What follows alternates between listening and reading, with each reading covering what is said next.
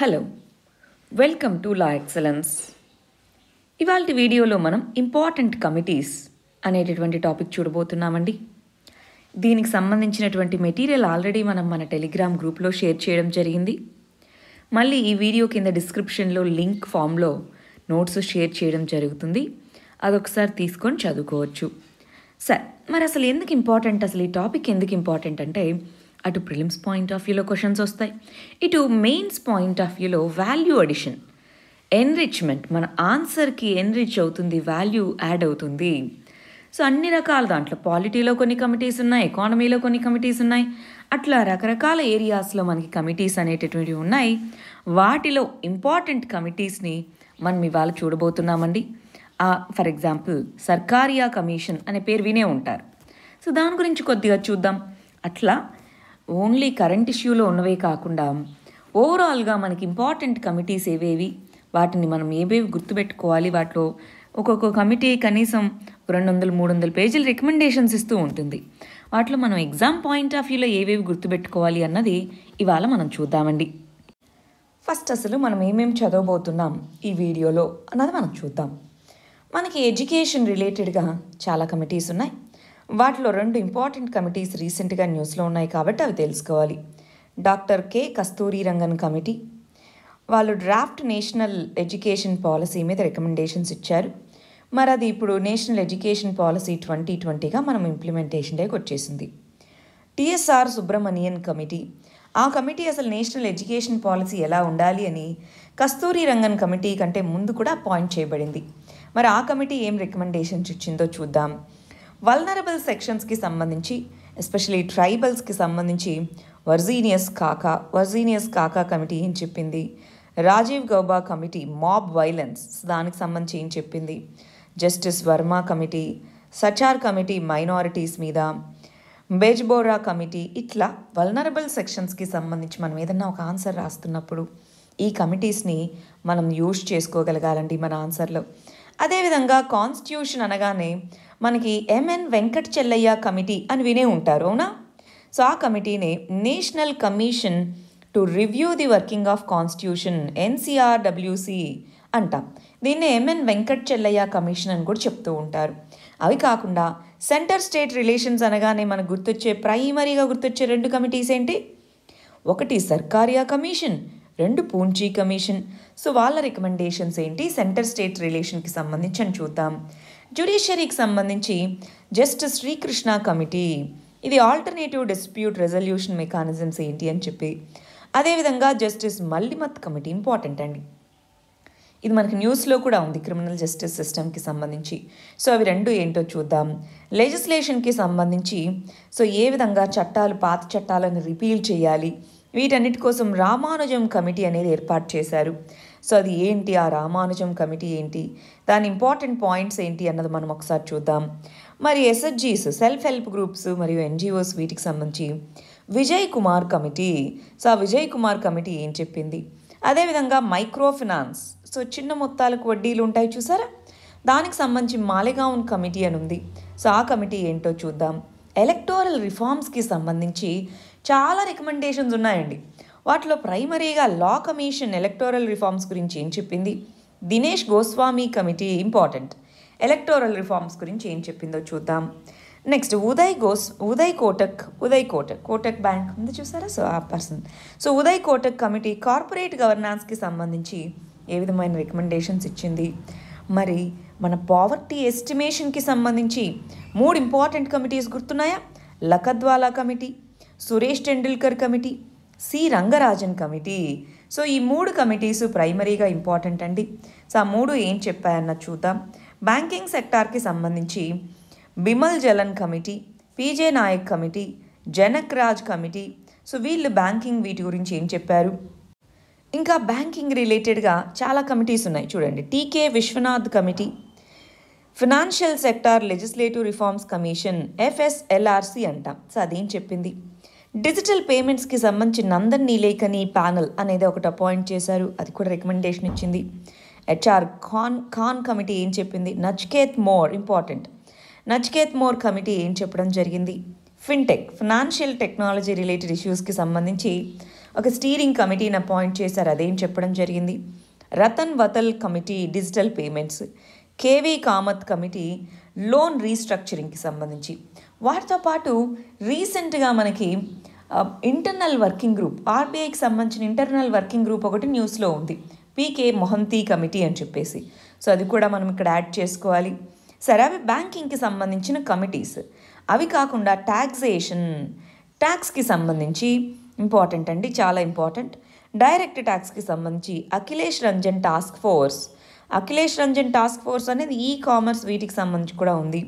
Parthasarathi షోమ్ commission important, taxation రిఫార్మ్స్కి సంబంధించి షోమ్ committee లేదా Parthasarathi షోమ్ committee అనేది మనం ఇంపార్టెంట్గా రాస్తూ ఉంటాం.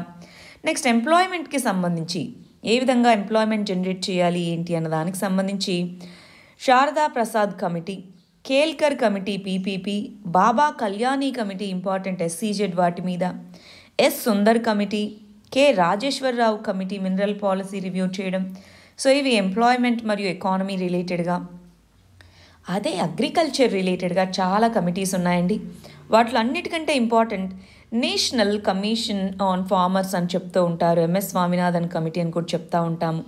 అశోక్ దల్వాయ్ కమిటీ, మిహిర్ షా ఇది వాటర్ రిలేటెడ్గా, doctor TQ Haq committee, Shanta Kumar committee FCI రిఫార్మ్స్కి సంబంధించింది ఇంపార్టెంట్. అదే ఇండస్ట్రీస్కి సంబంధించి ఇండస్ట్రియల్ డెవలప్మెంట్ కోసం Surjit Bhalla committee, UK Sinha panel important ఎంఎస్ఎంఈస్కి సంబంధించి. ఎంఎస్ఎంఈస్ అనేది ఒక ఇంపార్టెంట్ ఏరియా, దాని మీద క్వశ్చన్స్ ప్రామినెంట్గా వస్తూ ఉంటే అది ఇంపార్టెంట్, అందుకని దాని రిలేటెడ్ కమిటీస్ ఏంటో మనం చూడాలి. సైన్స్ అండ్ టెక్నాలజీ మీద మనకి చాలా కమిటీస్ అనేటటువంటి ఉన్నాయండి. BN Srikrishna committee data protection, V Kamakoti panel artificial intelligence important, Subhash Garg committee cryptocurrencies, blockchain టెక్నాలజీని ఉపయోగించి క్రిప్టో కరెన్సీస్ ఏవైతే మనము అప్లికేషన్స్ ఉన్నాయి దాని మీద రికమెండేషన్స్ ఇవ్వడం అనమాట.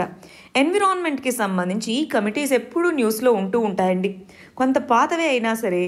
గాడ్గిల్ వర్సెస్ కస్తూరి రంగన్ కమిటీ వెస్టర్న్ ఘాట్స్కి సంబంధించినవి. మరి CRZ coastal regulatory zone norms వీటిని రివ్యూ చేసేందుకు శైలేష్ నాయక్ కమిటీ అది ఏర్పాటు చేయడం జరిగింది.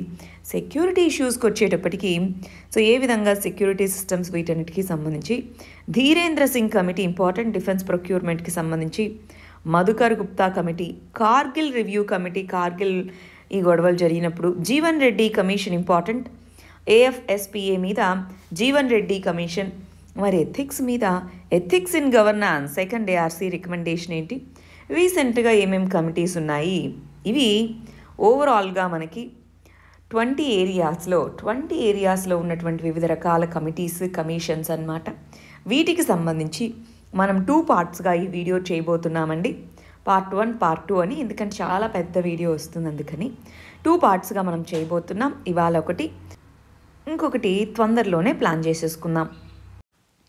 సరే, మరి మన ఫస్ట్ కమిటీ ఏంటో చూద్దామా. ఫస్ట్ కమిటీ డాక్టర్ కె కస్తూరి రంగన్ కమిటీ. సో ఇంతకుముందు మన మినిస్ట్రీ ఆఫ్ హెచ్ఆర్డి, ఇప్పుడు మనం దాన్ని మినిస్ట్రీ ఆఫ్ ఎడ్యుకేషన్ అంటున్నాం. సో ఆ మినిస్ట్రీ అపాయింట్ చేయడం జరిగిందనమాట. అసలు ఏంటి ఆ కమిటీ యొక్క మేజర్ పర్పస్ ఏంటి, ఎందుకోసం అపాయింట్ చేశారు అంటే, ఇదిగో అసలు ఎడ్యుకేషన్కి సంబంధించి ఎడ్యుకేషన్ పాలసీ ఎలా ఉండాలి అన్న దానికి సంబంధించి రికమెండేషన్స్ ఇవ్వండి అన్నారు. అయితే ఇది ప్రపోజ్ చేసినటువంటి డ్రాఫ్ట్ నేషనల్ ఎడ్యుకేషన్ పాలసీలో ప్రైమరీగా యాక్సెస్ అంటే అందరికీ ఎడ్యుకేషన్ యాక్సెస్లో ఉండడం కానీ, equality, quality, affordability, accountability, so ఇవన్నీ ఉండాలి అన్నారు. ప్రస్తుతానికి మన నేషనల్ ఎడ్యుకేషన్ పాలసీ 2020లో 5 పిల్లర్స్గా చెప్తా ఉంటాం. 5 పిల్లర్స్ ఆఫ్ న్యూ ఎడ్యుకేషన్ పాలసీలో ఇవి 5 ఉన్నాయండి. సో అలాంటి ఎడ్యుకేషన్ పాలసీని ఉండాలి అని చెప్పి ప్రపోజల్స్ అన్నమాట. మరి ఏమేమి రికమెండేషన్స్ ఇచ్చారు, ఇంపార్టెంట్ రికమెండేషన్స్ ఏంటో ఒకసారి గమనిద్దాం.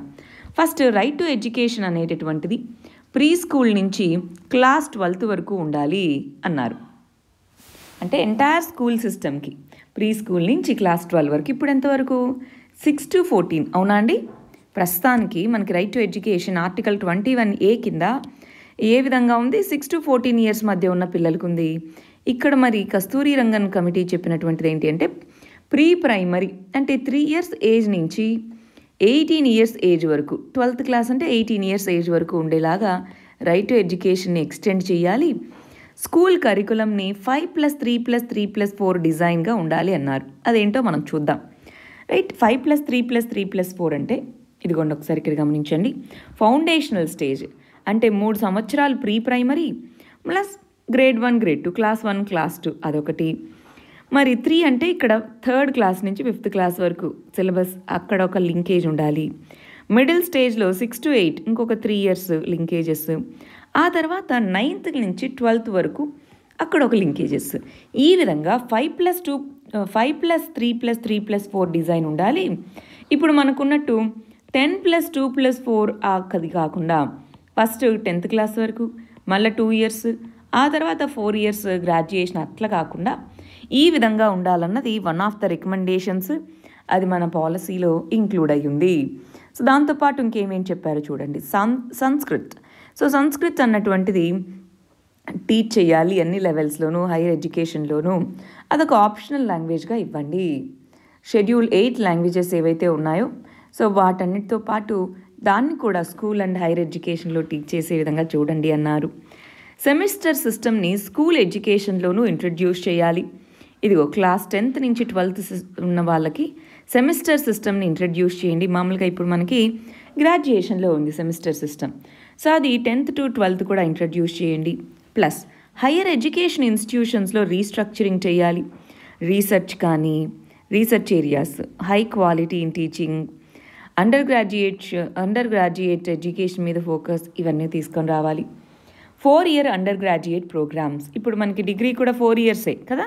సో ఆ 4 year అండర్ గ్రాడ్యుయేట్ ప్రోగ్రామ్స్ అనేటటువంటివి తీసుకొని రావాలి. కొన్నిట్లో 3, ఇప్పుడు ఇంతకుముందు డిగ్రీ 3 years, బీటెక్ 4 years ఇట్లా. ఇప్పుడు యూనిఫార్మిటీ తీసుకొని రావడము. దాంతోపాటు ఒక రాష్ట్రీయ శిక్షా ఆయోగ్ అనేది తీసుకొని రావాలి. ఒక కాన్స్టిట్యూషనల్ బాడీ అన్నారు, ఇది ఇంప్లిమెంట్ చేయలేదండి.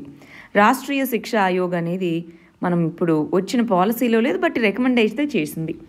National higher education regulatory authority అనేటటువంటిది మిగిలిన అన్ని బాడీస్ యొక్క యూజీసీ, ఏఐసిటిసి వీటన్నిటిని అజ్యూమ్ చేసుకునేలాగా తీసుకొని రావాలి. ప్రొఫెషనల్ డెవలప్మెంట్, ఫ్యాకల్టీ మెంబర్స్కి సంబంధించి క్వాలిటీ ఇంపార్టెంట్. సో వాళ్ళకి సంబంధించి ఒక నేషనల్ ప్రోగ్రామ్ని తీసుకొని రావాలి. ఇవి మరి ఎవరి రికమెండేషన్స్? డాక్టర్ కె కస్తూరి రంగన్ యొక్క రికమెండేషన్స్ డ్రాఫ్ట్ పాలసీ మీద ఇచ్చినటువంటివి. ఆ తర్వాత వీటిలోంచి కొన్నిటిని యాక్సెప్ట్ చేసి మరి న్యూ ఎడ్యుకేషన్ పాలసీ 2020ని రిలీజ్ చేయడం జరిగింది. ఆ పాలసీ గురించి ఆల్రెడీ మనం చదువుకొని ఉన్నాం, గుర్తుందా?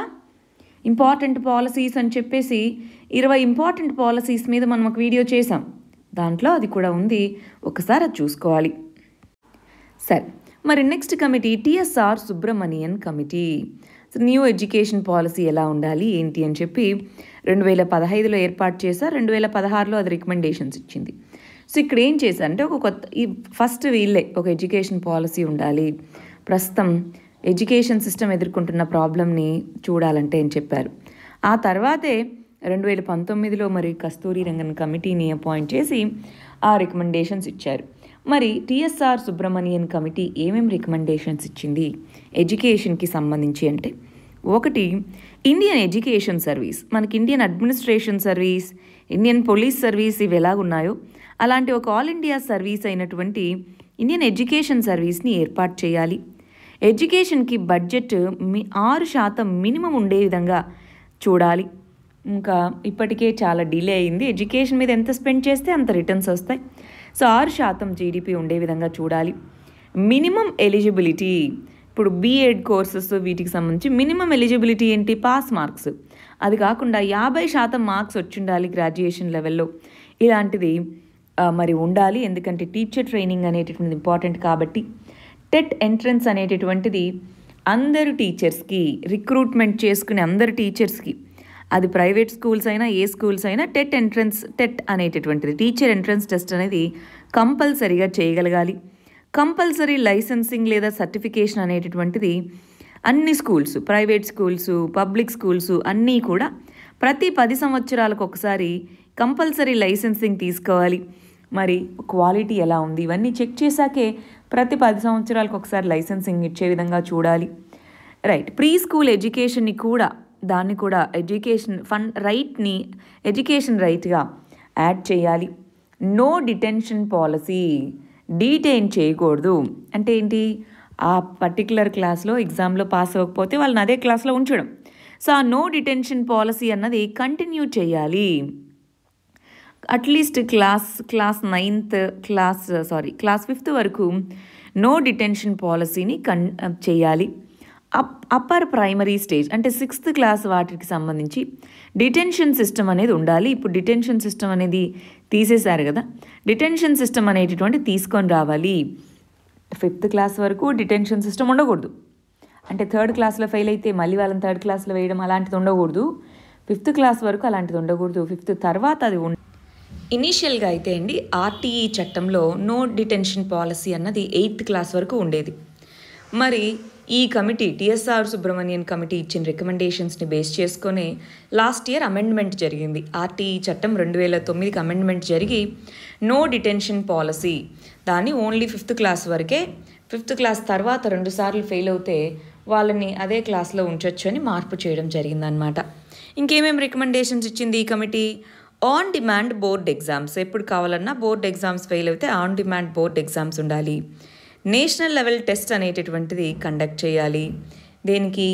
క్లాస్ 12th కంప్లీట్ చేసిన వాళ్ళకి నేషనల్ లెవెల్ టెస్ట్ అనేది ఉండాలి.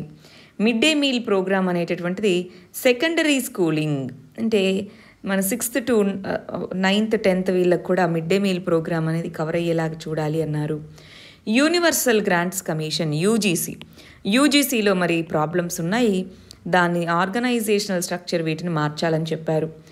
టాప్ 200 ఫారిన్ యూనివర్సిటీస్ని ఇండియాలో అలో చేయొచ్చు, దీన్ని కూడా ఇంప్లిమెంట్ చేశారండి. Top 200 institutions, foreign institutions, educational universities వచ్చి ఇండియాలో సెటప్ చేసుకునే విధంగా అలో చేయడం జరిగింది.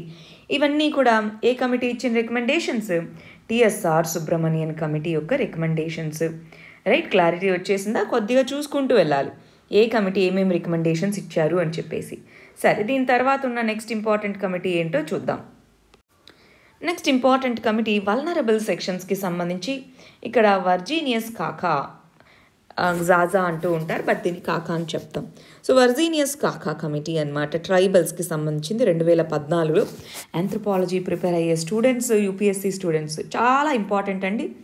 మీరు దీని గురించి సపరేట్గా రిపోర్ట్ మొత్తం చదువుతారు, బట్ జిఎస్ చదివే స్టూడెంట్స్కి దీంట్లో ఇంపార్టెంట్ పాయింట్స్ తెలిస్తే చాలన్నమాట. 2014లో ఇది రికమెండేషన్స్ ఇచ్చింది. అసలు దీని యొక్క ప్రైమరీ పర్పస్ ఏంటి అంటే సోషియో ఎకనామిక్గా, ఎడ్యుకేషనల్గా, హెల్త్గా పరంగా ఏ విధంగా ట్రైబల్ కమ్యూనిటీస్ యొక్క స్టేటస్ ఉంది, మరి ఏ విధంగా వీటిని ఇంప్రూవ్ చేయాలి, వీటిని రికమెండేషన్స్ ఇవ్వాల్సిన అందనమాట. సో వాటి గురించి రికమెండేషన్స్ ఇవ్వడం జరిగింది. First land acquisition. సో మరి ఫారెస్ట్ ఏరియాస్కి సంబంధించి ల్యాండ్ అక్విజిషన్ అనేటటువంటిది ఉంది. సో దానికి సంబంధించి ట్రైబల్స్ దగ్గర నుంచి ల్యాండ్ని గ్రాప్ చేసుకోవడం ఇది చేస్తున్నారు. సో ట్రైబల్ ల్యాండ్ ఎలినేషన్ ఏదైతే ఉందో దాన్ని ప్రివెంట్ చేయాలి. గ్రామ సభ 73rd అమెండ్మెంట్ కింద ఏర్పాటు చేసిన గ్రామ సభ యొక్క కన్సెంట్ కంపల్సరీ. ఏ టైప్ ఆఫ్ ల్యాండ్ అక్విజిషన్కైనా సరే గ్రామ సభ యొక్క కన్సెంట్ కంపల్సరీ చేయడము. వాటర్ హార్వెస్టింగ్ స్ట్రక్చర్స్, చిన్న చిన్న వాటర్ హార్వెస్టింగ్ స్ట్రక్చర్స్ని ఏర్పాటు చేయాలి. పెద్ద డ్యామ్స్ అని కట్టేసి అక్కడి నుంచి ట్రైబల్స్ని డిస్ప్లేస్ చేయడం బదులు చిన్న చిన్న వాటర్ హార్వెస్టింగ్ స్ట్రక్చర్స్ వైపుగా ముందుకు వెళ్ళాలి. ఫారెస్ట్ రైట్స్ యాక్ట్, మరి ల్యాండ్ రైట్స్కి సంబంధించి ఫారెస్ట్ హక్కుల చట్టము అని Pisa, Panchayat extension to scheduled rights అంటారు, షెడ్యూల్డ్ ఏరియాస్. ఆ చట్టాన్ని ఇంప్లిమెంటేషన్లో కనుక డిలే జరిగితే పెనాల్టీస్ విధించాలి అన్నారు. ఇది ఇంకా ఇంప్లిమెంట్ చేయలేదండి, ఇవన్నీ రికమెండేషన్స్ మాత్రమే. Next mining. షెడ్యూల్డ్ ఏరియాలో ఓన్లీ ట్రైబల్స్కి మాత్రమే మినరల్స్ని ఎక్స్ప్లాయిట్ చేసుకునేటటువంటి పర్మిషన్ ఇవ్వండి అన్నారు, కానీ దీన్ని కూడా ఇంప్లిమెంటేషన్ జరగట్లేదు. రైట్, మరి మైనింగ్ తర్వాత ఏదైతే ల్యాండ్ తీసుకుంటారో, మైనింగ్ అని ల్యాండ్ తీసుకుంటారో ఆ తర్వాత ల్యాండ్ని మళ్ళీ తిరిగి వెనక్కి ఇచ్చేసేయాలి, ఒరిజినల్ ఓనర్కే మైనింగ్ తర్వాత ల్యాండ్ని ఇచ్చేసేయాలి అన్నారు. సో అది ఇంకొక ఇంపార్టెంట్ రికమెండేషన్. ఎక్స్ట్రీమిజం, మరి మనం ఇక్కడ గమనించాలి, ట్రైబల్ ఏరియాస్లో మనకి ఎక్స్ట్రీమిజం అంటూ ఉంటారు. ఎక్స్ట్రీమిజం అంటే ఏంటి? నక్సల్ ఇంపాక్ట్ ఇవి ఎక్కువగా ఉంటాయి కదా, దానికి సంబంధించి ఏంటి అంటే ఇదిగో నక్సల్ అఫెన్స్, దేనికైనా సరే నక్సల్ అఫెన్స్ అని చెప్పి అరెస్ట్ చేయడం ఆర్బిట్రరీగా అది కాదు. సో ఏది నక్సల్ కేసు ఏది కాదు అన్నది క్లారిటీగా డిఫైన్ చేయాలి. ఒక జ్యుడిషియల్ కమిషన్ని ఏర్పాటు చేయాలి. ఏదైనా నక్సల్ కేసెస్ రిజిస్టర్ చేశారు అంటే ట్రైబల్స్ మీద కానీ ఒక జ్యుడిషియల్ కమిషన్ని ఇన్వెస్టిగేషన్ కోసం ఏర్పాటు చేయాలి. ఇష్టం వచ్చినట్టుగా ఫర్ ఎగ్జాంపుల్ ఏదన్నా ఒక మైనింగ్ కంపెనీకి అగెనిస్ట్గా ఉన్నారు అంటే వాళ్ళని నక్సల్స్ అని చెప్పి వాళ్ళని బ్రాండ్ చేసి అరెస్ట్ చేసిన కేసులు ఉంటూ ఉన్నాయి. సో అలాంటి కేసులో ఇన్వెస్టిగేషన్ అనేది ఉండాలి. మరి ట్రైబల్ ఎడ్యుకేషన్కి సంబంధించి ఏం రికమెండేషన్స్ ఇచ్చారో చూడండి. ఆశ్రమ్ స్కూల్స్ లాగా ఏకలవ్య మోడల్ స్కూల్స్, కస్తూరిబా గాంధీ బాలికా విద్యాలయాస్, వీటిని ట్రైబల్ ఏరియాస్లో ప్రమోట్ చేయాలి. యూజీసీ ఉన్న యూనివర్సిటీస్లో ఒక ట్రైబల్ చైర్ దీన్ని ఏర్పాటు చేయడం జరగాలి. 5th షెడ్యూల్ ఏరియాస్ ఉన్న ప్రతి స్టేట్లోనూ యూజీసీకి సంబంధించి ఉన్న యూనివర్సిటీస్ అన్నిట్లోనూ సపరేట్గా ట్రైబల్ చైర్ అనేది ఉండాలి. రీజనల్ రిసోర్స్ సెంటర్స్ అనేటటువంటివి ట్రైబల్ పాపులేషన్కి సంబంధించి ట్రైనింగ్, అకాడమిక్ సపోర్ట్ వీటన్నిటినీ ప్రొవైడ్ చేసేలాగా ఏర్పాటు చేయాలి. మరి హెల్త్కి సంబంధించి సపరేట్ మెడికల్ కాలేజెస్ ట్రైబల్ ఏరియాస్లో ఎస్టాబ్లిష్ చేయగలగాలి. డిస్ట్రిక్ట్ లెవెల్లో అట్లా tribal health assembly, tribal health councils వీటిని ఏర్పాటు చేయాలి. ఎస్పెషల్గా ట్రైబల్స్ కొండ ప్రాంతంలో ఎక్కువగా నివసిస్తూ ఉండడం వల్ల హెల్త్ ఫెసిలిటీస్ అనేటటువంటివి చాలా డిలేతో ఉన్నాయి. అసలు వెళ్ళాలంటే ఏదో ఒక అర్బన్ సెంటర్కి వెళ్ళాలి. అక్కడికి వెళ్ళేలోపే ఎన్నో రకాల ఇబ్బందులు అన్నమాట. ఇవన్నీ కూడా వర్జీనియస్ ఖాకా కమిటీ ఇచ్చిన రికమెండేషన్స్ అండి. దేనికి సంబంధించి? ట్రైబల్స్కి సంబంధించి. ఇంపార్టెంట్, అర్థమవుతుందా? వర్జీనియస్ ఖాకా ఇచ్చిన రికమెండేషన్స్. మనం వీటిలో ల్యాండ్ అక్విజిషన్ గురించి రాస్తున్నాము ఫర్ ఎగ్జాంపుల్ ట్రైబల్ ఏరియాస్లో. అప్పుడు మీరు వర్జీనియస్ ఖాకా కమిటీని కోట్ చేయొచ్చు. Important. Next committee Rajiv Gauba committee. రీసెంట్గా మనకి మాబ్ వైలెన్స్, మాబ్ లించింగ్స్ జరుగుతూ ఉన్నాయి. సో ఆ కంటెక్స్లో ఏర్పాటు చేసిందనమాట రాజీవ్ గౌబా అనే కమిషన్. ఇది యూనియన్ హోమ్ సెక్రటరీగా ఉన్నారు అప్పట్లో రాజీవ్ గౌబా. సో తన నేతృత్వంలో ఏర్పాటు చేశారు. సో ఏ విధంగా ఈ మాబ్ వైలెన్స్ని, మాబ్ లించింగ్ని డీల్ చేయాలి అన్న దానికోసం అన్నమాట. ఇక్కడ ఏం చెప్పారంటే, ఇదిగో సోషల్ మీడియా ప్లాట్ఫామ్స్లో ఈ విధంగా రూమర్స్ వీటిని స్ప్రెడ్ చేయడం జరుగుతుంది. వాళ్ళు time bound manner. So government ఇదిగో ఇది ఫేక్ న్యూస్ అని చెప్పగానే అది ఫేక్ పోస్ట్లు అని చెప్పి వాటిని డిలీట్ చేయడము, బ్లాక్ చేయడము చేయగలగాలి. సో ప్రతి డిస్ట్రిక్ట్ లెవెల్లోనూ ఒక ఆఫీసర్ని, సూపరింటెండెంట్ లెవెల్లో ఉన్న ఆఫీసర్ని వీటిని డీల్ చేయడానికి ఏర్పాటు చేయాలి. ఒక స్పెషల్ టాస్క్ ఫోర్స్ అన్నటువంటిది పెట్టాలి. సోషల్ మీడియా కంటెంట్స్ని వీటిని క్లియర్గా మానిటర్ చేసుకుంటూ ఉండాలి. ఈ విధంగా మాబ్ వైలెన్స్, లించింగ్స్కి అగెయినెస్ట్గా మనం చర్యలు తీసుకోవచ్చు అని రికమెండేషన్స్ ఇవ్వడం జరిగింది. అందుకే ఆ తర్వాత సోషల్ మీడియా ప్లాట్ఫామ్స్కి సంబంధించి రెస్పాన్సిబిలిటీస్ని మరి గవర్నమెంట్ ఒక రూల్స్ కొన్నిటిని పెట్టడం జరిగింది. నెక్స్ట్ వచ్చేటప్పటికి జస్టిస్ జేఎస్ వర్మ కమిటీ. మనకి నిర్భయ ఇన్సిడెంట్ జరిగిన తర్వాత చాలా హ్యూజ్ స్కేల్లో ప్రొటెస్ట్లు అవి జరిగాయి. ఆ తర్వాత జస్టిస్ జేఎస్ వర్మ కమిటీ ఏర్పాటు చేయడం జరిగింది. దేనికి సంబంధించి? క్రిమినల్ చట్టాలనే ఉన్నాయి కదా, వాటిని ఎంతవరకు అవి ఎఫెక్టివ్గా ఉన్నాయి, వాటిని ఏ విధంగా అమెండ్ చేయాలి అని చెప్పేసి justice JS Verma former supreme court యొక్క జస్టిస్గా కూడా పనిచేయడం జరిగిందండి. క్రిమినల్ లాస్ ఏ విధంగా ఉన్నాయి, వాటిని ఏ విధంగా అమెండ్ చేయాలి, quicker trial and punishment sexual అఫెన్సెస్కి సంబంధించిన కేసెస్లో అని అపాయింట్ చేశారు. సో మరి ఆ జేఎస్ వర్మ కమిటీ ఇచ్చిన రికమెండేషన్స్ ఏంటి? ఇంపార్టెంట్ అండి. కొన్నిట్లో ఫర్ ఎగ్జాంపుల్ ఏపీపీఎస్సీ స్టూడెంట్స్కి జేఎస్ వర్మ కమిటీ అనేది సిలబస్లో కూడా ఉంది. సో అలాంటి వాళ్ళు ఇంకొద్దిగా డెప్త్లో చదువుకోవాలి.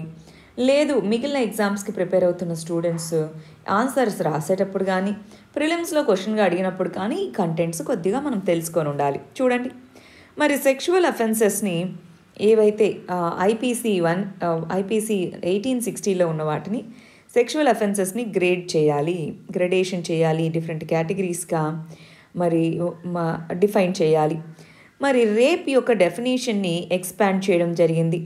Non consensual penetration of sexual nature అనే దాన్ని ఏదైనా సరే రేప్ అనే డెఫినేషన్ కిందకి తీసుకొని వచ్చారు. మెరైటల్ రేప్ అనేటటువంటి దాన్ని ఎక్సెప్షన్గా ఐపీసీ సెక్షన్లో ఉంది. సో దాన్ని తీసేయాలి అని చెప్పారు, కానీ ఇది ఇంప్లిమెంట్ అవ్వలేదు. మెరైటల్ రేప్ అనేది కూడా పనిషబుల్ అఫెన్స్గా కన్సిడర్ చేయాలి అన్నారు. అది ఇంప్లిమెంటేషన్లోకి రాలేదండి.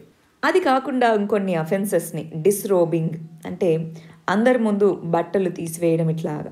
సో డిస్రోబింగ్ అనేటటువంటిది కొన్ని యాక్ట్స్ జెస్చర్స్ అంటే డిఫరెంట్ సింబల్స్ ద్వారా ఇలాగ ఏవైతే దాన్ని కూడా సెక్షువల్ అజాల్ట్ కింద పరిగణించగలగాలి.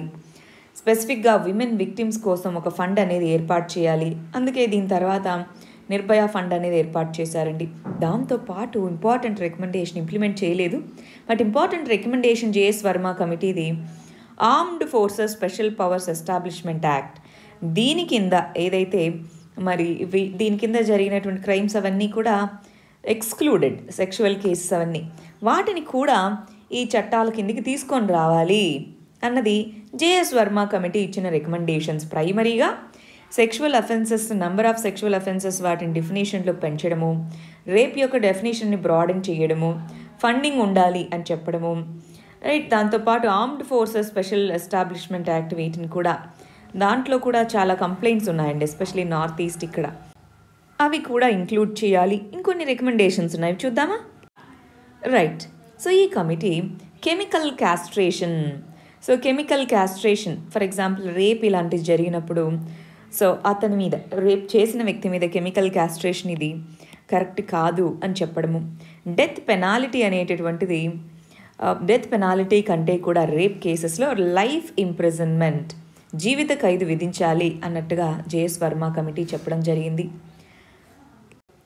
రేప్ విక్టిమ్ అసలు రేప్ జరిగిందా లేదా అని చెప్పే టెస్ట్ బదులు రేప్ విక్టిమ్ చెప్పేటటువంటి ఏదైతే ఉంటుందో దాన్నే పరిగణించాలి అని చెప్పడము, రేప్ క్రైసిస్ సెల్స్ అనేవి ఎస్టాబ్లిష్ చేయడము, ఇవన్నీ కూడా మరి ఇంపార్టెంట్ రికమెండేషన్స్ అన్నమాట, జేఎస్ వర్మ కమిటీ ఇచ్చిన రికమెండేషన్స్. సరే, next Sachar committee.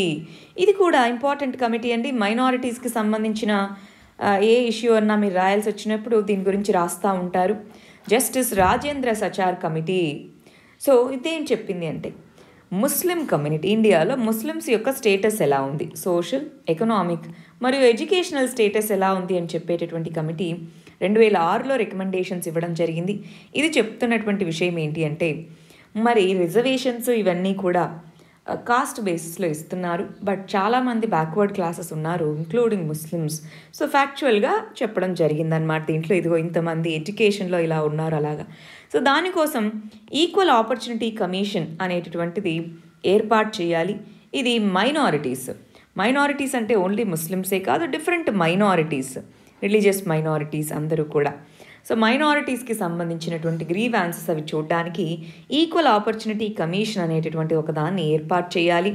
Plus మైనారిటీస్ని public బాడీస్లో వీటిలో రిప్రజెంటేషన్ ఉండేలాగా నామినేషన్ ప్రొసీజర్ అనేది ఒకటి క్రియేట్ చేయగలగాలి. డీలిమిటేషన్ ప్రొసీజర్ అన్నటువంటిది మనకు already SC constituencies, ST constituencies ఇట్లా డీలిమిటేషన్ చేస్తూ ఉంటారు డైరెక్ట్ ఎలక్షన్స్లో. సో మైనారిటీస్ ఎక్కువగా ఉన్నటువంటి ఏరియాలో ఇలాగ ఎస్సీ కాన్స్టిట్యుయెన్సీస్ ఇలాగ డీలిమిటేషన్ చేయకూడదు, ఓపెన్గా ఉంచాలి అన్నదొకటి. ఎంప్లాయ్మెంట్ షేర్ ముస్లిం కమ్యూనిటీకి సంబంధించి పెంచగలగాలి అన్నట్టుగా చెప్తున్నారు. నెక్స్ట్ మదరసాస్ వీటికి సంబంధించి హయ్యర్ అండ్ సెకండరీ ఎడ్యుకేషన్ బోర్డుతో లింక్ చేయాలి. మరి మదరసా ఎడ్యుకేషన్ని కూడా ఫార్మల్ ఎడ్యుకేషన్గా గుర్తించి దాంట్లోనూ రిఫార్మ్స్గా తీసుకొని రావాలి అని చెప్తున్నారు. మరి మదరసా ఎడ్యుకేషన్ని ఎలిజిబుల్ చేయాలి. డిఫెన్స్, సివిల్ మరియు బ్యాంకింగ్ ఎగ్జామ్స్ వీటన్నిటికీ సంబంధించి ఆ క్వాలిఫికేషన్ని కూడా యాక్సెప్ట్ చేయాలి. అది సచార్ కమిటీ చెప్పినటువంటి రికమెండేషన్. దానివల్ల ఎంప్లాయ్మెంట్ ఆపర్చునిటీస్ ఇవన్నీ పెరుగుతాయి, అది రికమెండేషన్స్. నెక్స్ట్ కమిటీ మరి బెజ్ బౌరా కమిటీ అని చెప్తున్నా, నార్త్ ఈస్టర్న్ రీజన్కి సంబంధించి సో ఎటువంటి ప్రాబ్లమ్స్ ఉన్నాయి ఏంటి, ఏ విధంగా మరి రిఫార్మ్స్ తీసుకొని రావాలి అని చెప్పేసి ఆ కమిటీని ఏర్పాటు చేశారు. మరి అదేం రికమెండేషన్స్ ఇచ్చిందో చూద్దాం. North eastern students, especially students, different people Delhi ఇలాంటి ప్రదేశాల్లో మరి ఎక్కువ డిస్క్రిమినేషన్ ఇది చూపిస్తూ ఉన్నటువంటి సిచ్యువేషన్ అన్నమాట. కొంత వైలెన్స్ ఇవంతా జరిగినాయి 2014 ఆ టైంలో. సో అప్పుడు ఈ కమిటీని ఏర్పాటు చేశారు. అప్పుడు ఏం చెప్పింది ఈ కమిటీ అంటే పోలీసింగ్ వ్యవస్థలో కొంతమంది అయినా సరే ఢిల్లీ ఇలాంటి ప్లేసుల్లో నార్త్ ఈస్ట్ నుంచి ఉన్నటువంటి వాళ్ళని రిక్రూట్ చేసుకోగలగాలి పోలీసింగ్ వ్యవస్థ దీంట్లో. అదేవిధంగా నార్త్ ఈస్ట్ స్పెషల్ యూనిట్ అనేటటువంటిది న్యూఢిల్లీలో ఏర్పాటు చేయాలి. నోడల్ పోలీస్ స్టేషన్స్ అనేటటువంటివి నార్త్ ఈస్ట్కి సంబంధించిన విక్టిమ్స్ కోసం స్పెసిఫిక్గా ఏర్పాటు చేయాలి.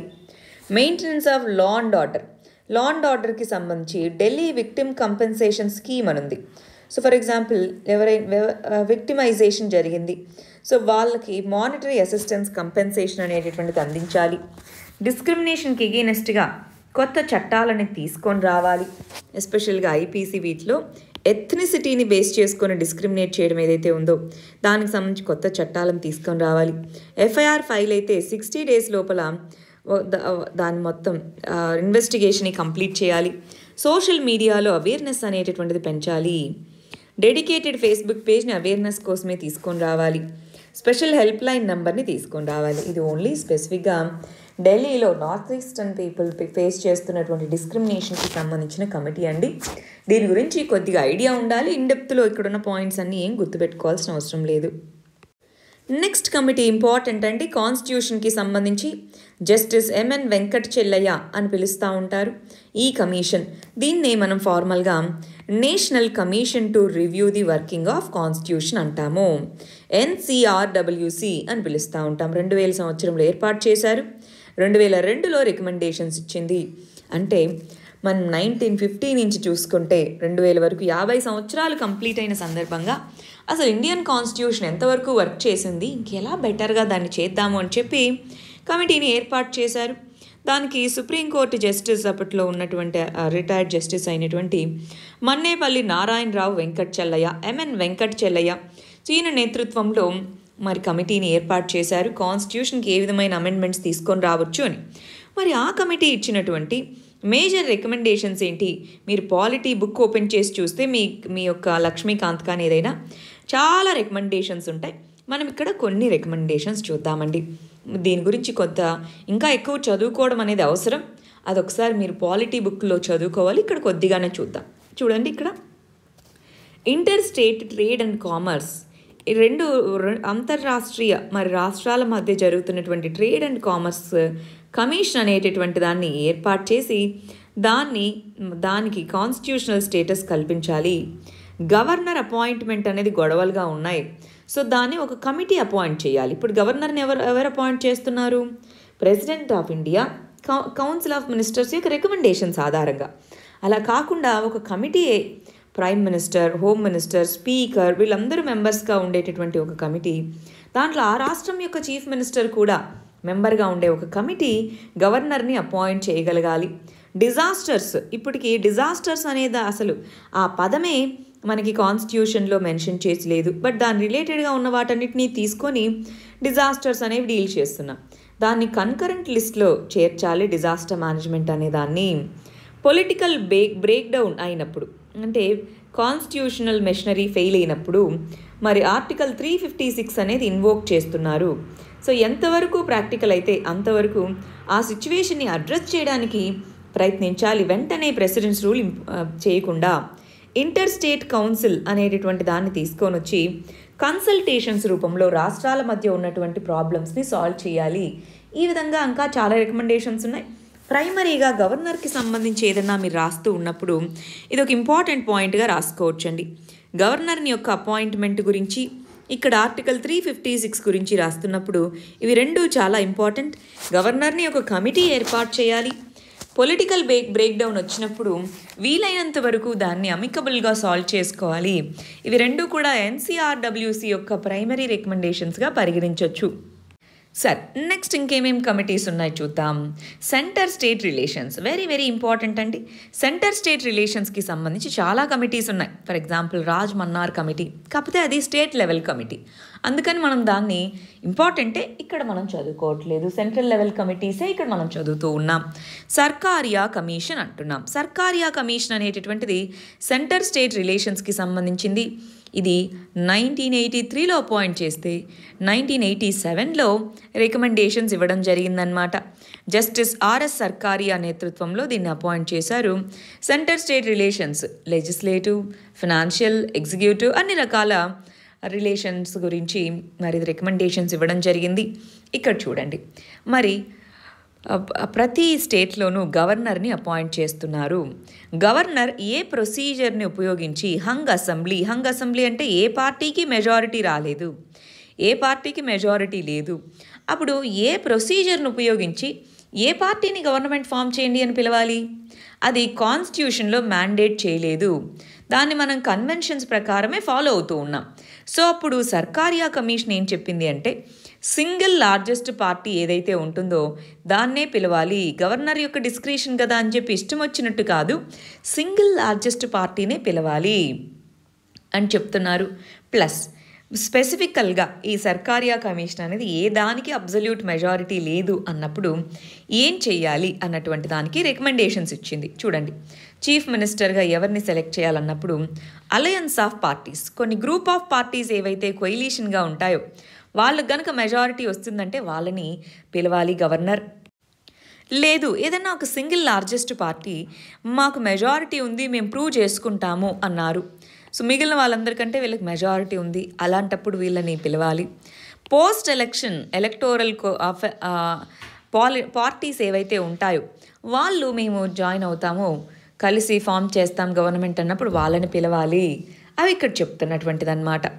సో దాన్ని ఇదిగో Rameshwar Prasad versus union of India case, ఈ కేసులో కూడా సర్కారియా కమిషన్ ఏదైతే ఏ కేసుల్లో మరి చీఫ్ మినిస్టర్ని లేదా ఎవరిని గవర్నమెంట్ ఫామ్ చేయాలని పిలవచ్చు అన్న దాంట్లో ఈ రికమెండేషన్స్ అన్నీ కూడా యాక్సెప్ట్ చేయడం జరిగిందండి.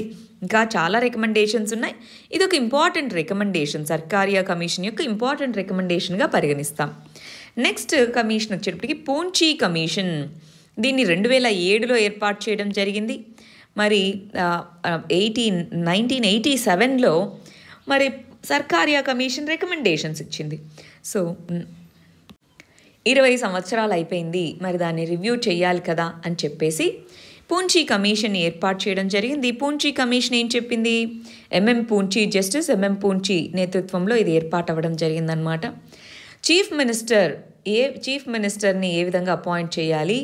గవర్నర్. ఏదైతే సర్కారియా కమిషన్ చెప్పబడిందో దానికి సంబంధించిన గైడ్ లైన్స్ దీంట్లో కూడా చెప్పడం జరిగింది. సో గవర్నర్ ఎవరిని ఇన్వైట్ చేయాలి? ప్రీపోల్ అలయన్స్ దీన్నా లేదా లార్జెస్ట్ సింగిల్ పార్టీనా ఏంటి అన్నదాన్ని క్లియర్గా దీంట్లో చెప్పారు. SR Bommai judgement, very very important judgement అండి. మనము 50 ఇంపార్టెంట్ సుప్రీంకోర్టు జడ్జిమెంట్స్ అన్న సిరీస్ ఆఫ్ వీడియోస్ చేశాం, చూశారు కదా? చూడని వాళ్ళు ఉంటే చూడండి. 50 ఇంపార్టెంట్ సుప్రీంకోర్టు జడ్జిమెంట్స్ అన్న సిరీస్ చేశామండి. దాంట్లో ఎస్ఆర్ బొమ్మాయి జడ్జిమెంట్లో చీఫ్ మినిస్టర్ ఖచ్చితంగా సభలో తన యొక్క మెజారిటీని ప్రూఫ్ చేసుకోవాలి, అప్పుడే వాళ్ళ పార్టీకి బలం ఉన్నట్టు. సో దాన్ని పూంచీ కమిషన్ కూడా రికమెండ్ చేయడం జరిగింది. దాంతోపాటు కొన్ని structures, for example national integration council, so ఇలాంటి వాటిని తీసుకొని రావాలి సెంటర్ స్టేట్ రిలేషన్స్కి సంబంధించి. దాంతోపాటు కన్కరెంట్ లిస్ట్లో ఏదైనా బిల్స్ ప్రవేశపెట్టాలి అనుకుంటున్నారు, ఫర్ ఎగ్జాంపుల్ లేబర్ అనేది కన్కరెంట్ లిస్ట్లో ఉంది. సో అలాంటి లిస్ట్లో ఏదైనా బిల్స్ ప్రవేశపెట్టాలి అన్నప్పుడు సెంట్రల్ గవర్నమెంట్ ముందుగా స్టేట్స్ని కన్సల్ట్ అవ్వాలి. లీగల్గా ఏం అవసరం లేదు జనరల్గా చెప్పాలంటే, కానీ దానివల్ల మరి కోఆపరేషన్ పెరుగుతుంది. కాబట్టి ఇంటర్ స్టేట్ కౌన్సిల్ ఇలాంటి వాటి ద్వారా ముందుగా ఇలా కన్సల్టేషన్స్ చేపట్టగలగాలి. నెక్స్ట్ పాకెట్ వీటో అంటున్నాం. ప్రెసిడెంట్ ఆఫ్ ఇండియా ఎప్పుడు వీటో పవర్ను ఉపయోగించాలి అన్నది తన ఇష్టం, కానీ ఎన్ని రోజులైనా ఒక బిల్లుకి అసెంట్ ఇవ్వకుండా ఉంచుకోవడం కరెక్ట్ కాదు. 6 months లోపల డెసిషన్ తీసుకోవాలి, అది ఇంకొక ఇంపార్టెంట్ ఇది. నెక్స్ట్ అపాయింట్మెంట్ ఆఫ్ గవర్నర్ని అపాయింట్ చేసేటప్పుడు ప్రెసిడెంట్ ఆఫ్ ఇండియా యొక్క ఇష్టము, డాక్ట్రిన్ ఆఫ్ ప్లెజర్ అంటారు. ఆ డాక్ట్రిన్ ఆఫ్ ప్లెజర్ని తీసేయాలి అన్నట్టుగా పూంచీ కమిషన్ చెప్పడం జరిగింది. ఇవి దాని యొక్క మేజర్ రికమెండేషన్స్ అండి. పూంచీ కమిషన్ యొక్క మేజర్ రికమెండేషన్స్ సెంటర్ స్టేట్ రిలేషన్స్కి సంబంధించి ఇవి చాలా ఇంపార్టెంట్. ఇంకా రికమెండేషన్స్ చాలా ఉన్నాయి. పూంచీ కమిషన్, సర్కారియా కమిషన్ మనం అన్నిటితో కలిపి చదువుకుంటున్నాం కాబట్టి కొద్దిగా బ్రీఫ్గా చదువుకుంటూ ఉన్నాం. మీరు మీ పాలిటీ బుక్ ఓపెన్ చేసి ఇంకా ఎక్కువ రికమెండేషన్స్ కూడా నేర్చిపెట్టుకోవచ్చు. నెక్స్ట్ కమిటీ జ్యుడిషియల్ సిస్టమ్కి సంబంధించింది.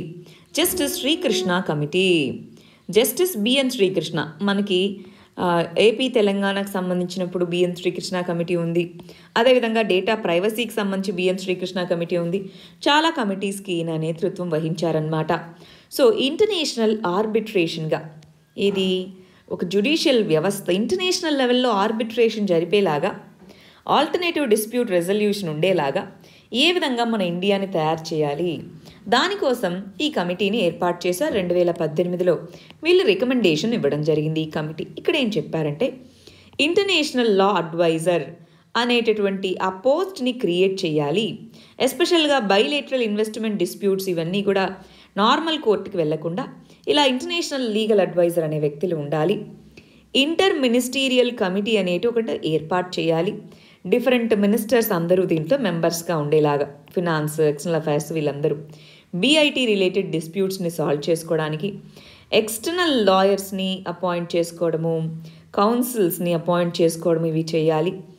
మరి డెసిగ్నేటెడ్ ఫండ్, ఒక ఫండ్నే క్రియేట్ చేయాలి. ఇలాంటి ఆల్టర్నేటివ్ డిస్ప్యూట్ మెకానిజమ్స్, బీఐటీ అంటే విదేశాల కంపెనీస్తో మనకి డిస్ప్యూట్స్ వచ్చినప్పుడు ఏ విధంగా ఆల్టర్నేటివ్ లీగల్ సిస్టమ్ని ఉంచాలి అన్నదానికి బిఎన్ శ్రీకృష్ణ కమిటీ ఇచ్చిన రికమెండేషన్స్ అండి. సో దీనికంటే ఇంపార్టెంట్ ఇది justice Malimath committee, very very important. 2000 సంవత్సరంలో దీన్ని ఏర్పాటు చేశారు. 2003లో దీని రికమెండేషన్స్ ఇవ్వడం జరిగింది. ఈ కమిటీ ఏం చెప్తుంది? జస్టిస్ మల్లిమత్ కమిటీ కర్ణాటక మరియు కేరళ హైకోర్ట్స్కి చీఫ్ జస్టిస్గా ఉన్నారండి. సో ఇక్కడ ఇంపార్టెంట్, రీసెంట్గా డెత్ పెనాలిటీస్ వీటన్నిటికీ సంబంధించి justice Malimath committee criminal justice system మీద ఇచ్చిన రికమెండేషన్స్ బాగా న్యూస్లో ఉన్నాయండి. అందుకని చూడండి, రైట్స్ ఆఫ్ అక్యూజ్డ్ ఎవరి మీద అయితే నేరారోపణ జరగడం జరిగిందో వాళ్ళకి కూడా కొన్ని రైట్స్ అనేటటువంటివి ఉంటాయి. ఫర్ ఎగ్జాంపుల్, వాళ్ళకి అసలు వాళ్ళ రైట్స్ ఏంటి అని వాళ్ళకి రీజనల్ లాంగ్వేజెస్లో తెలియాలి. ఇప్పుడు అంతా చట్టాలన్నీ ఇంగ్లీష్లో ఉన్నాయి. ఒక వ్యక్తిని అరెస్ట్ చేశారు, ఎందుకు అరెస్ట్ చేశారు, ఏంటి, నాకేమేమి ఇప్పుడు హక్కులు అనేటటువంటివి ఉన్నాయి, ఇవన్నీ తెలుసుకునేందుకు రీజనల్ లాంగ్వేజ్లో అవన్నీ ప్రొవైడ్ చేయగలగాలి. ఈ రైట్స్ ఏవైతే ఉన్నాయో వాటిని డినై చేస్తే వాటికి పనిష్మెంట్ ఉండాలి. నెక్స్ట్, పోలీస్ ఇన్వెస్టిగేషన్ అనేది ఎఫిషియెంట్గా ఉండాలి. అంటే లా అండ్ ఆర్డర్ని మెయింటైన్ చేయడము, ఇన్వెస్టిగేషన్, అవి రెండూ కూడా సపరేట్ వింగ్స్గా ఉండాలి. ఇన్వెస్టిగేషన్ వింగ్ అన్నది లా అండ్ ఆర్డర్ వింగ్ నుంచి సపరేట్గా ఉండాలి. ఇది చాలా కమిటీస్ రికమెండ్ చేసిందే అండి, బట్ ఇంకా ఇంప్లిమెంటేషన్లోకి రాలేదు. నెక్స్ట్, కోర్ట్స్ అండ్ జడ్జెస్కి సంబంధించి ఏం రికమెండేషన్స్ ఇచ్చారో చూడండి. జడ్జ్ టు పాపులేషన్ రేషియో అన్నది చాలా తక్కువగా ఉంది. 50 మంది ఉండాల్సిన చోట 10 మందే ఉంటున్నారు 1 మిలియన్ పాపులేషన్కి. సో దాన్ని పెంచాలి, అది చెప్తున్నటువంటిది. సో స్ట్రెంగ్త్ ఆఫ్ జడ్జెస్ని, నెంబర్ ఆఫ్ కోర్ట్స్ని పెంచాలి. దానివల్ల డిలేస్ ఇవన్నీ తగ్గిపోతాయి. Next important aspect, witness protection. Witness ఎవరైతే ఉంటారో వాళ్ళని భయానో నయానో వాళ్ళని విట్నెస్ చెప్పకుండా చేయడము, కేసు లాస్ట్లో మరిపోతూ ఉంటుంది. సో దానికి సంబంధించి సపరేట్గా విట్నెస్ ప్రొటెక్షన్కే ఒక చట్టం తీసుకొని రావాలి అన్నది ఇంకొక ఇంపార్టెంట్. నెక్స్ట్, కోర్టు వెకేషన్స్ అన్నటువంటిది రెడ్యూస్ చేయాలి. అదంతా కూడా బ్రిటిష్ వాళ్ళ టైంలో సమ్మర్ వెకేషన్స్ అని రకరకాల వెకేషన్స్ ఏవైతే ఉన్నాయో అవి ఇంకా పాటిస్తున్నాం, వాటిని తగ్గించాలి. ఈ విధమైన రికమెండేషన్స్ మల్లిమత్ కమిటీ ఇవ్వడం జరిగింది. నెక్స్ట్ కమిటీ వచ్చేటప్పటికి రామానుజం కమిటీ ఎప్పుడు ఏర్పాటు చేశారంటే 2014లో ఏర్పాటు చేశారు. ఏమని, ఇండియాలో ఎన్నో చట్టాలు ఉన్నాయి, ఈ చట్టాల వల్లే కాంప్లెక్సిటీస్ వస్తున్నాయి కదా, మరి వాటిని ఎంతవరకు అవి అవసరం, ఏ విధంగా వాటిని చూడాలి అన్న దానికోసం ఏర్పాటు చేశారు. చాలా చాలా ఇంపార్టెంట్ రికమెండేషన్ అండి. ఇదిగో 10 నుంచి 15 సంవత్సరాల్లోపు చాలా చట్టాలు అనేటటువంటివి అబ్సొలీట్ అంటే ఇంకా అవి పనిచేయకుండా వెళ్తూ ఉన్నాయి, వాటిని రిపీల్ చేయాలి అని చెప్పారు. సుమారుగా 1700 పాత చట్టాలని, రూల్స్ని, గైడ్లైన్స్ని వీటిని ఆల్రెడీ ఇంకా అవి పనికిరావు, వాళ్ళని రిపీల్ చేసేయండి అన్నట్టుగా రామానుజం కమిటీ రికమెండేషన్ ఇవ్వడం జరిగిందండి. డేటాబేస్ అనేది ఒకటి తీసుకొని రండి యూనియన్ లెవెల్లో. వాటిలో ఏ చట్టాలు అనేటటువంటివి 1934 నుంచి 1949 వరకు ఉన్నటువంటి చట్టాలు చాలా ఉన్నాయి, నంబర్ ఆఫ్ చట్టాలు ఉన్నాయి, వాటిని కొన్ని ఇంకా ఎన్ఫోర్స్ చేస్తూనే ఉన్నారు. సో వాటిని తీసివేయాలి, కన్ఫ్యూజన్, క్లారిటీ, కాంప్లెక్సిటీ ఉండదు. సో దానివల్ల చాలా డిలేస్ అడ్మినిస్ట్రేషన్లో జరుగుతున్నాయి, జస్టిస్ సిస్టంలో డిలేస్ జరుగుతూ ఉన్నాయి. సింప్లిఫికేషన్ చేయాలి, పాత చట్టాలను రిపీల్ చేయాలి అని రామానుజం కమిటీ రికమెండేషన్ ఇచ్చిందండి. ఆ రికమెండేషన్స్ ప్రకారం చాలా వాటిని రిపీల్ చేస్తున్నారు, ఇంకా చాలా వాటిని చేయాల్సి ఉంది. నెక్స్ట్ కమిటీ వచ్చేటప్పటికి విజయ్ కుమార్ కమిటీ. ఇంపార్టెంట్ అండి. విజయ్ కుమార్ కమిటీ దేనికి సంబంధించింది ఇది? మరి ఎన్జిఓస్, సెల్ఫ్ హెల్ప్ గ్రూప్స్, వీటికి సంబంధించి 2018లో ఇది రికమెండేషన్స్ ఇవ్వడం జరిగిందండి. మినిస్ట్రీ ఆఫ్ రూరల్ డెవలప్మెంట్కి సంబంధించిన సెక్రటరీ అన్నమాట ఇతను ఇంతకుముందు. సో ఇక్కడ ఏం చెప్తున్నారు అంటే ఎన్జిఓస్కి సంబంధించి లైట్ రెగ్యులేషన్ అనేది ఉండాలి, అసలు రెగ్యులేషన్ లేకుండా ఉండకూడదు అని చెప్తున్నారు. మనము రీసెంట్గా చాలా ఎన్జిఓస్ రెగ్యులేట్ చేయాలా వద్దా అన్నటువంటి ఆస్పెక్ట్స్ బాగా న్యూస్లో వినిపిస్తూ ఉన్నాయి. అప్పుడు మనము ఈ విజయ్ కుమార్ కమిటీ అన్న రికమెండేషన్స్ రాసుకోవచ్చా? Yes, Vijay Kumar committee. So registration ప్రొసీజర్స్ని మోడర్నైజ్ చేయొచ్చు. అందుకే ఇప్పుడు రిజిస్ట్రేషన్ అంతా కూడా డిజిటైజ్ చేయడం జరిగింది. నెక్స్ట్, ఫిజికల్ ఇంటర్ఫేస్ని ఎన్జిఓస్కి, పబ్లిక్ అఫీషియల్స్కి మధ్యలో తగ్గించాలి. అందుకోసమే మొన్న ఎఫ్సిఆర్ఏ గైడ్లైన్స్లో మార్పులు తీసుకొని రావడం జరిగింది. గుర్తుందా అండి? ఎఫ్సిఆర్ఏ గైడ్లైన్స్లో మార్పులు తీసుకొని రావడం జరిగింది. ఐటీ చట్టం, ఎఫ్సిఆర్ఏ చట్టంలో మార్పులు తీసుకొని రావాలని వీళ్ళు రికమెండేషన్స్ ఇచ్చారు. ఒక ఫ్రేమ్వర్క్ ఆఫ్ గైడ్లైన్స్ అనేవి తీసుకొని వచ్చి ఏ విధంగా ఎన్జిఓస్ వాటికి అక్రెడిషన్ ఇవ్వాలి, ఆడిటింగ్ చేపట్టాలి, ఇవంతా క్లారిటీ ఇవ్వాలి. ఒక నోడల్ బాడీ అనేది తీసుకొని వచ్చి ఎన్జిఓస్కి గవర్నమెంట్కి మధ్య, గవర్నమెంట్ చాలా స్కీమ్స్ని ఎన్జిఓస్ ద్వారా ఇంప్లిమెంట్ చేస్తూ ఉంది, మరి వాళ్ళ మధ్య వారధిగా ఉండేలాంటి ఒక ఆర్గనైజేషన్ని తీసుకొని రావాలి. ప్లస్ ఒక లెజిస్లేషన్ని తీసుకొని వచ్చి స్టేట్ లెవెల్ ఎగ్జిస్టింగ్ లాస్ ఏవైతే ఉన్నాయో ఎన్జిఓస్ని రెగ్యులేట్ చేయడం, వాటన్నిటికి సంబంధించి ఒకటే లా ఉండేలాగా చూసుకోవాలి. ప్రతి ఎన్జిఓస్కి సంబంధించిన డీటెయిల్స్ అన్నీ కూడా ఒక కాంప్రిహెన్సివ్ డేటాబేస్ లాగా ఫామ్ చేయాలి. ఈ విధమైన రికమెండేషన్స్ విజయ్ కుమార్ కమిటీ అనేటటువంటిది ఇవ్వడం జరిగింది. వెరీ ఇంపార్టెంట్ అండి. లైట్ రెగ్యులేషన్ ఉండాలి ఎన్జిఓస్ మీద, హరాస్మెంట్ అనేది తక్కువ ఉండాలి, అలాగని అసలు రెగ్యులేషన్ లేకుండా ఉండకూడదు, లైట్ రెగ్యులేషన్ ఉండాలన్నది విజయ్ కుమార్ కమిటీ చెప్పినటువంటి రికమెండేషన్స్లో ఒక important part. Next important committee Malegam committee. Important, YH Malegam అంటారు. సో మైక్రో ఫినాన్స్ సెక్టార్కి సంబంధించినటువంటి కమిటీ అన్నమాట. చిన్న మొత్తాలు పొదుపు అంటామే వాటికి సంబంధించి. సో ఆర్బీఐ ద్వారా ఏర్పాటు చేయడం జరిగింది మాలెగావ్ కమిటీ మైక్రో ఫినాన్స్ మీద. ఇదేం చెప్పింది అంటే సపరేట్ కేటగిరీ ఎన్బిఎఫ్సిస్ని తీసుకొని రావాలి. దేనికి సంబంధించి? మైక్రో ఫినాన్స్కి సంబంధించి ఒక సపరేట్ కేటగిరీ. సో దీన్ని ఆల్రెడీ ఇంప్లిమెంట్ చేశారు. ఈ కమిటీ ఎన్బిఎఫ్సిస్కి సంబంధించి కొన్ని కండిషన్స్ మైక్రో ఫినాన్స్ సెక్టార్లో, అవేంటి? 90% టోటల్ అసెట్స్ అనేటటువంటివి ఈ మైక్రో నేచర్లో ఉండాలి, అంటే చిన్న మొత్తాల్లో ఉండాలి. ఆ కంపెనీస్ ఇంకేవైనా వాటికి ఇన్కమ్ సోర్సెస్ ఉంటే వాటిని రెగ్యులేట్ చేయాలి. అంటే చిన్న మొత్తాలు అని చెప్పేసి మొత్తం తీసుకొని చిన్న మొత్తాల్లోనే మేము తీసుకుంటామని చెప్పి వాళ్ళు వేరే వేరే బిజినెసెస్ ఇవన్నీ చేసుకుంటూ ఇక్కడ తీసుకెళ్ళి మనీ అక్కడ పెట్టడం అలా చేయకుండా ఉండేందుకు ఈ మాలెగావ్ కమిటీ మైక్రో ఫినాన్స్ ఏరియాని సమూలంగా రిఫార్మ్ చేయాలి అన్నట్టుగా చెప్పడం జరిగింది.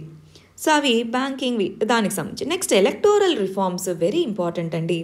ఎలక్టోరల్ రిఫార్మ్స్కి సంబంధించి ఎస్పెషల్గా ఫండింగ్ ఇవన్నీ కూడా చాలా ఇంపార్టెంట్ ఏరియాస్. లా కమిషన్ అనేది మరి ఎలక్టోరల్ రిఫార్మ్స్కి సంబంధించి ఏం చెప్పిందో చూద్దాం. 2014లో law commission report justice AP Shah నేతృత్వంలో 255వ లా కమిషన్ రిపోర్ట్ అన్నమాట. సో దాని ప్రకారం కొన్ని ఇష్యూస్ మీద వీళ్ళు చెప్పడం జరిగింది. ఒకటి, క్రిమినల్ బ్యాక్గ్రౌండ్ ఉండే వాళ్ళని డిస్క్వాలిఫై చేయాలా? రెండోది, ఫాల్స్ అఫిడవిట్స్ ఇవి ఫైల్ చేస్తే ఏమవుతుంది? ఈ విధంగా ఎలక్టోరల్ ఫండింగ్స్కి సంబంధించి, ఎలక్టోరల్ ఇష్యూస్కి సంబంధించి డీల్ చేశారు. మరి లా కమిషన్ ఏం రికమెండేషన్స్ ఇచ్చింది? కంప్లీట్గా స్టేట్ ఫండింగ్, గవర్నమెంటే ఫండ్ చేయాలి. ఎలక్షన్స్లో పోటీ చేయాలనుకున్న ప్రతి వ్యక్తికి గవర్నమెంట్ ద్వారానే ఫండింగ్ చేయాలి, దానివల్ల ఎలక్టోరల్ కరప్షన్ ఉండదు అని చెప్పారు. నెక్స్ట్, మనం ఎఫ్పిటిపి సిస్టమ్ని ఫాలో అవుతూ ఉన్నాము, first pass the post system అని చెప్పి. దాన్ని మరియు ప్రపోర్షనల్ రిప్రజెంటేషన్ సిస్టమ్ని రెండింటినీ కలిపి ఎలక్షన్ సిస్టమ్ ఉండాలి. ఒక పర్మనెంట్ మరియు ఇండిపెండెంట్ సెక్రటేరియట్ అనేది కల్పించాలి. ప్రస్తుతానికి లేదు, కల్పించాలి ఎలక్షన్ కమిషన్ ఆఫ్ ఇండియాకి. పెయిడ్ న్యూస్ అనేటటువంటిది ఇవి పెరుగుతూ ఉన్నాయి. సో అసలు పెయిడ్ న్యూస్ అంటే ఏంటి, పొలిటికల్ అడ్వర్టైజ్మెంట్ అంటే ఏంటి అన్నది రిప్రజెంటేషన్ ఆఫ్ పీపుల్స్ యాక్ట్ కింద డిఫైన్ చేయాలి. టోటలైజర్ మెషీన్స్ని టోటలైజర్ కౌంటింగ్ని ఇంట్రడ్యూస్ చేయాలి. పొలిటికల్ పార్టీస్ ఏవైతే రిజిస్టర్డ్ ఉన్నాయో వాటిని మాత్రమే కంటెస్ట్ చేసే విధంగా అలో చేయాలి. లేకపోతే బోగస్ పార్టీస్ అన్నీ కూడా ఎవరు పడితే వాళ్ళు కంటెస్ట్ చేస్తున్నారు ఒకరోజు పార్టీ ఫామ్ చేసి. అలా కాకుండా రిజిస్టర్డ్ అయినటువంటి వాటిని మాత్రమే ఎలక్షన్స్లో పార్టిసిపేట్ చేసేందుకు అలో చేయాలి. అవి లా కమిషన్ ఎలక్టోరల్ రిఫార్మ్స్ మీద ఇచ్చిన ఇంపార్టెంట్ రికమెండేషన్స్ అండి. నెక్స్ట్ దినేష్ గోస్వామి కమిటీ, ఇది కూడా ఎలక్టోరల్ రిఫార్మ్స్కి సంబంధించి రికమెండేషన్స్ ఇవ్వడం జరిగింది. మరి ఈ కమిటీ 1991లో పాతది ఇది. సో అప్పుడు ఇచ్చిన రికమెండేషన్స్ ఇప్పటికి కూడా రిలవెంట్గానే ఉన్నాయి. చూడండి, యాంటీ డిఫెక్షన్ లాలో అమెండ్మెంట్ అనేటటువంటిది ఉండాలి. సో స్ట్రిక్ట్గా డిస్క్వాలిఫికేషన్ అనేది ఉండాలి. రైట్, స్పీకర్ కానీ చైర్మన్ కానీ వాళ్ళు డిసైడ్ చేయకూడదు. ఇంపార్టెంట్, ఇది ఇప్పుడు న్యూస్లో ఉందండి. స్పీకర్ వీళ్ళు డిసైడ్ చేస్తుంటే స్పీకర్ కానీ చైర్మన్ కానీ రూలింగ్ పార్టీకి సంబంధించిన వాళ్ళు ఉన్నారు కాబట్టి వాళ్ళ పార్టీలోకి ఎవరన్నా జంప్ చేసి వస్తే వాళ్ళ మీద యాక్షన్ తీసుకోవట్లేదు అన్నది ఇప్పుడు ఉన్నటువంటి క్రిటిసిజం. సో అందుకని వాళ్ళు కాకుండా వేరే కమిటీ లాంటిది ఏదన్నా పెట్టాలి అన్నది దినేష్ గోస్వామి కమిటీ చెప్పిన రికమెండేషన్. దాంతోపాటు ఓటింగ్ ప్యాటర్న్లో మార్పు రావాలి, proportional representation system, list system వీటికి మారాలి అని చెప్తున్నారు. డీలిమిటేషన్ అనేటటువంటిది 1981 సెన్సస్ వీటి ప్రకారం డీలిమిటేషన్ అన్నటువంటిది చెయ్యాలి. ఎలక్షన్స్లో మోర్ దాన్ 2 కాన్స్టిట్యుయెన్సీస్, 2 కాన్స్టిట్యుయెన్సీస్కి మించి కంటెస్ట్ చేయకూడదు. ఇది ఇంప్లిమెంట్ చేస్తున్నారు ఆల్రెడీ. సో అసెంబ్లీ సీట్స్కి కంటెస్ట్ చేస్తున్న వాళ్ళ యొక్క వయసు 21 సంవత్సరాలకు తగ్గించాలి, 25 కాదు అన్నారు. కానీ ప్రస్తుతానికి 25 ఉంది, తగ్గించాలన్నది వీళ్ళ రికమెండేషన్ అనమాట. నాన్ సీరియస్ క్యాండిడేట్స్ వాళ్ళని తగ్గించాలి. సో దానికోసం డిపాజిట్ అమౌంట్ ఏదైతే ఉందో దాన్ని పెంచాలి అన్నారు, అది చేశారు. నెక్స్ట్ ఆర్మీ మరియు పారామిలిటరీలో ఉన్న పర్సనల్, డిప్లొమాట్స్ వీళ్ళందరికీ ప్రాక్సీ ఓటింగ్ అనేది అలో చేయాలి అన్నారు. ఇది ఉందా ఆల్రెడీ? ఎస్, ప్రాక్సీ ఓటింగ్ దీన్ని ఇంప్లిమెంట్ చేస్తున్నారు. అలాగా ఎలక్షన్స్కి సంబంధించి ఎలక్టోరల్ రిఫార్మ్స్కి సంబంధించి దినేష్ గోస్వామి కమిటీ ఇచ్చిన రికమెండేషన్స్ అన్నమాట. Right, very important. డిస్క్వాలిఫికేషన్కి సంబంధించి ఇంపార్టెంట్ రికమెండేషన్ ఇచ్చారండి, గమనిస్తున్నారా? మరి ఈ వీడియోలో ఇవి నేర్చిపెట్టుకోండి. నెక్స్ట్ వీడియోలో మిగిలినవన్నీ కంప్లీట్ చేసేద్దాం. పార్ట్ 2లో. పార్ట్ 1లో ఇవన్నీ ఇంపార్టెంట్ కమిటీస్ అండి. దీనికి సంబంధించిన నోట్స్ మీకు డిస్క్రిప్షన్లో లింక్ ఫామ్లో అవైలబుల్గా ఉంటుంది, ఒకసారి చూసుకోవాలి. All the very best. Thank you very much.